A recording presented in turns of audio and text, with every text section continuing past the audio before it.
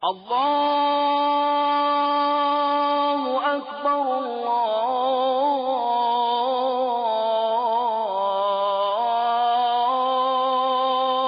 أكبر. أعوذ بالله السميع العليم من الشيطان الرجيم. بسم الله الرحمن الرحيم. Nous savons, il est répété dans le Coran que le Créateur, il est Alimul Ghaybi wa Shahada. Il est celui qui connaît le mystère et il est celui qui connaît l'apparent. Et parmi ces noms, il a aussi cette dimension de ce qui est visible, de ce qui est invisible. Al-Zahir, c'est-à-dire celui qui est le maître de tout ce qui est visible. Le visible est l'un des noms de Dieu. Et dans nos quêtes spirituelles, dans cette méditation qu'il y a sur la présence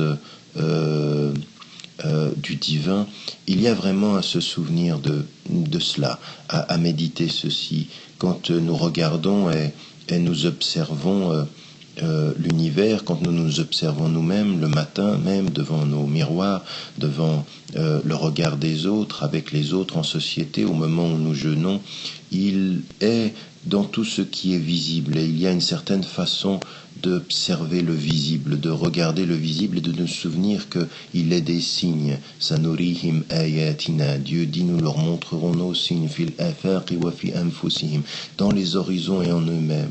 Et donc il est celui qui sait si nous savons regarder les signes dans ce qui est, dans ce qu'il a mis à disposition devant nous.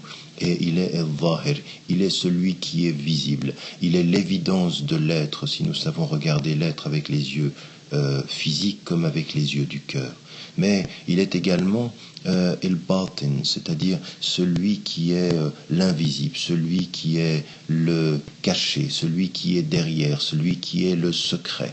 Un des noms de Dieu, c'est cette dimension-là, cette dimension qu'il est dans le visible, mais qu'il est également dans l'invisible, qu'il est dans le caché.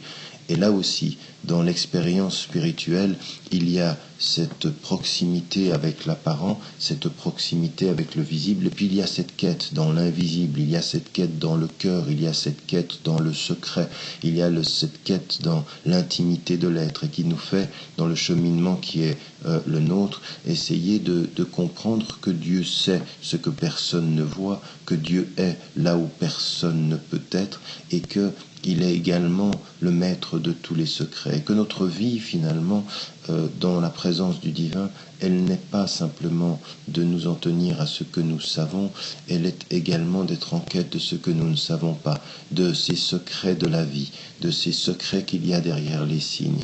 Et cela aussi, le mois du Ramadan, il est de lutter contre notre nature humaine pour aller chercher en nous les caractéristiques les plus divine de notre être, et il en est.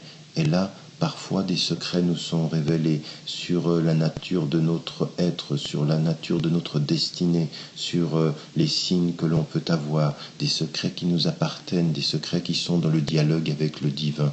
Alors il est al-Zahir, alors il est al-Batin, il est celui qui est dans l'invisible, dans le visible de sa création et dans le secret de sa création et de ce que nous ne voyons pas, ou que nous ne voyons pas avec les yeux du physique, mais avec les yeux expressément, les yeux du cœur.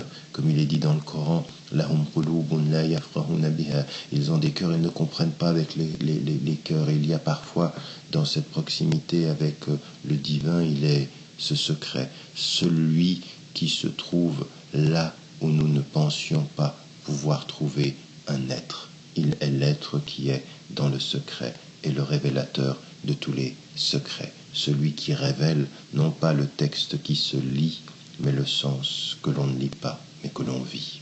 Et n'oubliez pas de dire à ceux que vous aimez, que vous les aimez. Wassalamu alaikum wa rahmatullahi wa barakatuh. Allahu Akbar, Allahu